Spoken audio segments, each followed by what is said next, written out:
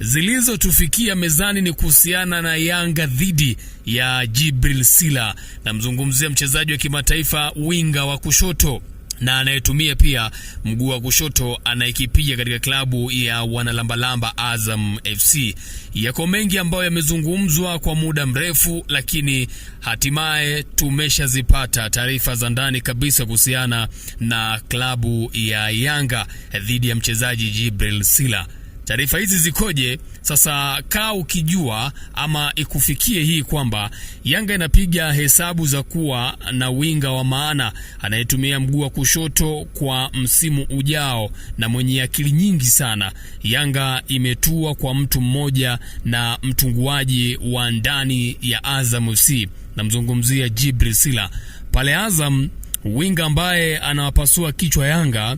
Sasa nikupe tu taarifa kwamba Yanga wanafanya mchakato kuhakikisha kwamba dirisha kubwa la usajili linalofuata wanaipata saini ya Djibril Sila, raia wa Gambia ambaye anakipiga pale katika klabu ya Azam FC. Sasa pale Azam, winga ambaye anawapasua kichwa Yanga ni huyu raia wa Gambia ambaye ni Djibril Sila, na wanataka wafanye wanalolifanya ili wampate katika dirisha kubwa la usajili ambalo linafuata. Kumbuka bado ligi yetu inaendelea. Sila amekuwa wa moto na amefunga timu ndogo pamoja na timu kubwa ikiwemo Simba na Yanga, vigogo wa ligi kuu ndani ya Tanzania bara. Wote wameshakutana na machungu ya Djibril Sila, mwamba ambaye amekuwa akisifika kwa kutumia mguu wake wa kushoto.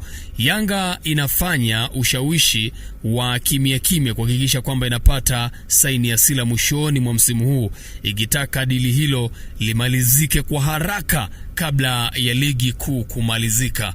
Sasa kwa mujibu wa taarifa ambayo tumezipata ni kwamba hesabu hizo za Yanga zinakuja wakati ambao Sila mkataba wake unafikia tamati mwishoni mwa msimu huu, akiwa bado hajakubali kuongeza mkataba mwingine kwa wajiri wake wa sasa ambao ni Azam FC.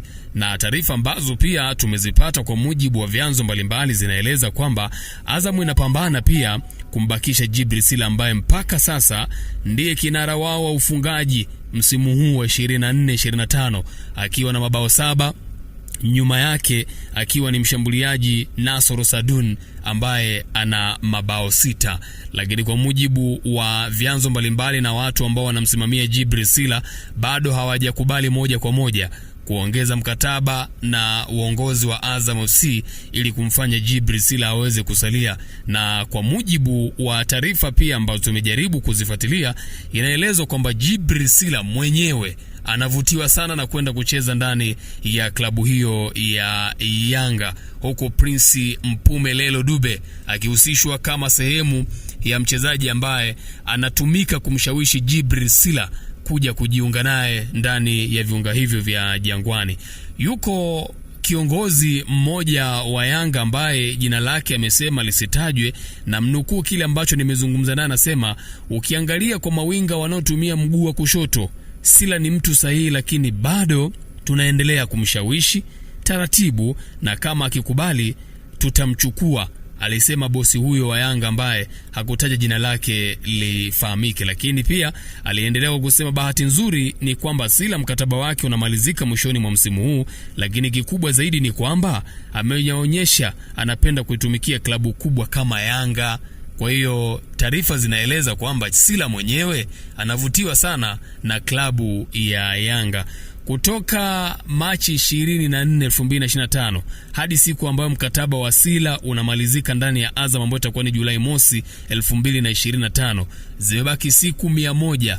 Hivyo ndani ya muda huo lolote linaweza kutokea kwa nyota huyo kusalia Azam, endapo wakikubaliana katika ishu za maslahi mapya au kutua kwa mabingwa wa kihistoria wa Tanzania bara ambao ni Young Africans. Endelea kuifuatilia Makweme Sports, hakikisha umesubscribe na kugonga alama kengele ili uwe wa kwanza kuzifahamu taarifa nyingine zinazofuata kuhusiana na mambo mengi ya kimichezo, lakini hasa tetesi za usajili na sakata zima hili linaloendelea kati ya Young Africans dhidi ya Djibril Sila. Wanakuambia michezo ni Makweme Sport. Hakikisha umesubscribe na kugonga alama kengele.